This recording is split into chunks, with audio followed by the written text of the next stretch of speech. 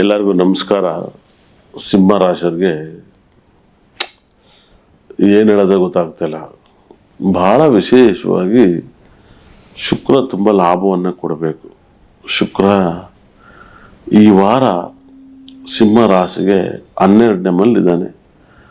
12ನೇ ಮನೆಯಿಂದ ಏನೆಲ್ಲ ಆಗುತ್ತೆ ಅಂದರೆ, ನಿಮ್ಮ ರಾತ್ರಿ ಸೂರ್ಯ ಇದ್ದಾನೆ, ಸೂರ್ಯನ ಜೊತೆ ಕೇತು ಗ್ರಹ ಇದ್ದಾನೆ, ಅದು ಒಳ್ಳೇದು. ಬುಧನು ಕೂಡ ಬರ್ತಾನೆ, ಅದು ಒಳ್ಳೇದು.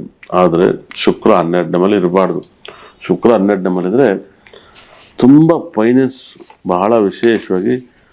ಬುಧನು ಕೂಡ 12ನೇ ಮನೆ ಇರ್ತಾನೆ, ಆದರೆ ಅವ್ನು ಬರ್ತಾನೆ. ಬಹಳ ವಿಶೇಷವಾಗಿ ಬುಧ ಗ್ರಹ ಇದಾರಲ್ಲ, ಬಹಳ ವೈಬ್ರೇಷನ್. ಬುಧನು ಕೂಡ ಬರ್ತಾರೆ.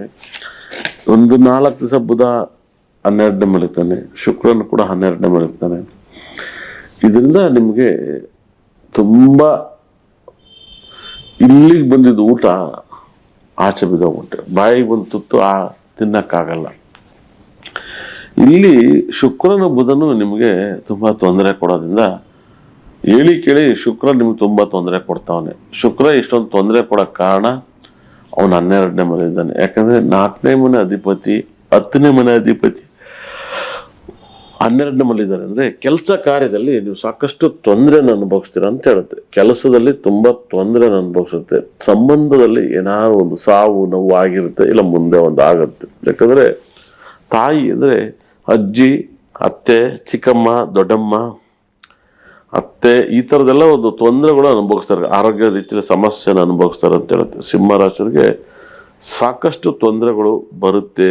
ಭಾವನೆಗಳಿಂದ ನೀವು ಹುಷಾರಾಗಿರ್ಬೇಕಾಗತ್ತೆ. ಯಾಕಂದ್ರೆ ಸಿಂಹ ರಾಶಿಯವರಿಗೆ ಒಂದಲ್ಲ ಒಂದು ಸಮಸ್ಯೆಗಳು ಬರೋದ್ರಿಂದ ನೀವು ತುಂಬ ಕೇರ್ಫುಲ್ಲಾಗಿ ಹ್ಯಾಂಡಲ್ ಮಾಡ್ಕೊಳ್ಳಿ. ನಿಮ್ಮ ಲೈಫಲ್ಲಿ ಊಹೆ ಕೂಡ ಮಾಡೋಕ್ಕಾಗಲ್ಲ. ನೀವು ತುಂಬ ಕೇರ್ಫುಲ್ಲಾಗಿ ಹ್ಯಾಂಡಲ್ ಮಾಡ್ಕೊಳ್ಳಿ. ನಿಮ್ಮ ಜೀವನದಲ್ಲಿ ತುಂಬ ಪಾವನವನ್ನು ಆಗ್ತೀರ 100%. ಅಪಾರವಾದ ಒಂದು ಕೀರ್ತಿ, ಅಷ್ಟೈಶ್ವರ್ಯನೂ ಕೂಡ ಸಿಗೋಕ್ಕೆ ಕಾರಣ ಸಿಂಹ ರಾಶಿಗೆ ತುಂಬ ಯೋಗವನ್ನು ಕೂಡ. ಶುಕ್ರನು ಬುಧನು 12ರಲ್ಲಿರ್ತಾನೆ, ಆದರೆ ಮತ್ತೆ ಬರ್ತಾನೆ. ಸೂರ್ಯ ತುಂಬ ಚೆನ್ನಾಗಿರೋದ್ರಿಂದ ನಿಮ್ಮ ಮನೆಯಲ್ಲಿ ಈ ವಾರದಲ್ಲಿ ನಿಮ್ಮ ಮನೆಯಲ್ಲಿ ಬಹಳ ವಿಶೇಷವಾಗಿ ನೀವು ರೂಬಿ ಗ್ರಹದ ಕಲ್ಲನ್ನು ಇಡಲೇಬೇಕಾಗತ್ತೆ. ಅದೇ ರೀತಿಯಲ್ಲಿ ಒಂದು ಬಹಳ ವಿಶೇಷವಾಗಿ ಒಂದು ಮರದ ತುಂಡಾರಿರಬೇಕು ನಿಮ್ಮ ಮನೇಲಿ. ಗಂಧದ ತುಂಡು ಇಲ್ಲ ಯಾವ್ದಾದ್ರು ಒಂದು ತುಂಡು.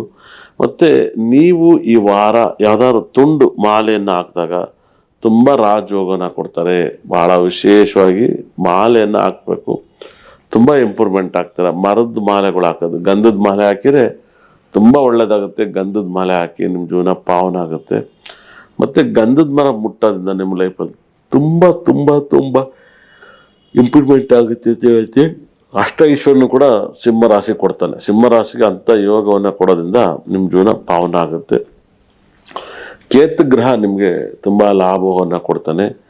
ಕೇತು ನಿಮ್ಮ ಲೈಫಲ್ಲಿ ಊಹೆ ಕೂಡ ಮಾಡೋಕ್ಕೆ ಸಾಧ್ಯ ಇಲ್ಲ. ಕೇತು ಅಂಥ ಯೋಗವನ್ನು ಕೊಡ್ತಾನೆ. ಕೇತು ಗ್ರಹಣಕ್ಕೋಸ್ಕರ ನೀವು ತುಂಬ ಪುಣ್ಯ ಮಾಡಿರ್ತೀರ. ಕೇತುವಿಂದ ನೀವು ಲಾಭವನ್ನು ಪಡ್ಕೊಂಡು ಬಹಳ ವೈಬ್ರೇಷನ್, ಅಷ್ಟೈಶ್ವರ್ಯನು ಕೂಡ ಕೊಡ್ತಾನೆ.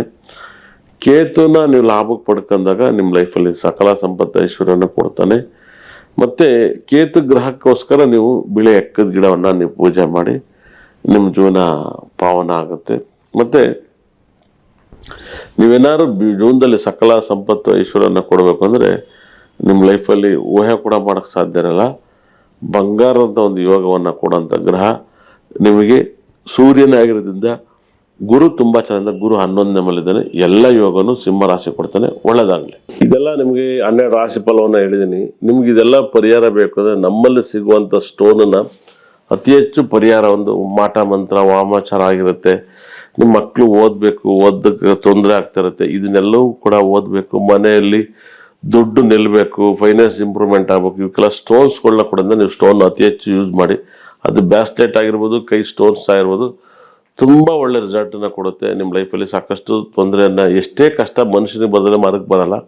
ಇದು ಕೆಲವು ಪರಿಹಾರ. ಸ್ಟೋನ್ಸನ್ನ ಅತಿ ಹೆಚ್ಚು ನೀವು ಯೂಸ್ ಮಾಡಬೇಕು. ಸ್ಟೋನ್ ಅತಿ ಹೆಚ್ಚು ಯೂಸ್ ಮಾಡೋದ್ರಿಂದ ನಿಮಗೆ ತುಂಬ ಲಕ್ಕನ್ನು ಕೊಡುತ್ತೆ. ಮುಂಚೆ ಇವಾಗಲೂ ಲಾಟ್ ಆಫ್ ಡಿಪೆಂಡ್ಸ್ ಇದೆ. ಸ್ಟೋನನ್ನು ಅತಿ ಹೆಚ್ಚು ಯೂಸ್ ಮಾಡಿ ನಿಮ್ಮ ಲೈಫಲ್ಲಿ ತುಂಬ ಇಂಪ್ರೂವ್ಮೆಂಟ್ ಆಗ್ತೀರಾ. ಸ್ಟೋನಲ್ಲಿರೋ ತಾಕತ್ತೇ ಬೇರೆ, ಸ್ಟೋನಿಗಿರೋ ವೈಬ್ರೇಷನ್ನೇ ಬೇರೆ. ಸ್ಟೋನನ್ನು ಅತಿ ಹೆಚ್ಚು ಯೂಸ್ ಮಾಡಿದಷ್ಟು ನಿಮ್ಮ ಕಷ್ಟದಿಂದ ಪಾರಾಗ್ತೀರ. ಓದೋಕ್ಕೆ ಒಂದು ಗ್ರಹ, ಹೆಲ್ತಿಗೆ ಒಂದು ಗ್ರಹ, ಫೈನಾನ್ಸಿಗೆ ಒಂದು ಸಂಬಂಧಪಟ್ಟಂಥ ಗ್ರಹಗಳು ಇರ್ತವೆ. ಅವನ್ನ ಫಾಲೋ ಮಾಡೋದ್ರಿಂದ ನಿಮ್ಮ ಲೈಫಲ್ಲಿ ತುಂಬ ಇಂಪ್ರೂವ್ಮೆಂಟ್ ಆಗ್ತೀರಾ. ಆ ಸ್ಟೋನ್ನ ಯೂಸ್ ಮಾಡೋಕ್ಕೆ ನಿಮಗೆ ಯಾರಿಗೆಲ್ಲ ಸ್ಟೋನ್ ಬೇಕು ಅನ್ನೋರೆಲ್ಲ ಕೂಡ ನಮ್ಮ ಸಂಸ್ಥೆಗೆ ಫೋನ್ ಮಾಡಿ, ನಮ್ಮ ಸಂಸ್ಥೆಗೆ ಫೋನ್ ಮಾಡಿಸ್ಕೊಳ್ಳಿ. ನಿಮ್ಮ ಲೈಫಲ್ಲಿ ತುಂಬ ಒಳ್ಳೆಯದಾಗುತ್ತೆ. ಸ್ಟೋನಿಗಿರೋ ತಾಕತ್ತು, ಸ್ಟೋನಿಗಿರೋ ಯೋಗ, ಸ್ಟೋನಿಗಿರೋಂಥ ಒಂದು ವೈಬ್ರೇಷನು, ದೇವರು ನಿಮ್ಮನ್ನು ನವಗ್ರಹಗಳು ಸಕಲ ಸಂಪತ್ತು ಐಶ್ವರ್ಯ ಕೊಟ್ಟು ಕಾಪಾಡಿ. ಇಷ್ಟ ತನಕ ನನ್ನ ಕಾರ್ಯಕ್ರಮ ನೋಡೋದು ನನ್ನ ಬ್ರಹ್ಮ ನನ್ನ ಭದ್ರ ಕಡೆ 9 ಕೂಡ ಸಕಲ ಸಂಪತ್ತು ಐಶ್ವರ್ಯ ಕೊಟ್ಟು ಕಾಪಾಡಲಿ. ಹೇಳಿದ ಮಾತೆಲ್ಲ ನಿಜ ಆಗಲಿ ಅಂತ ಬ್ರಹ್ಮನ ಪ್ರಾರ್ಥನೆ ಮಾಡ್ತೀನಿ. ನಮಸ್ಕಾರ, ಒಳ್ಳೆಯದಾಗಲಿ.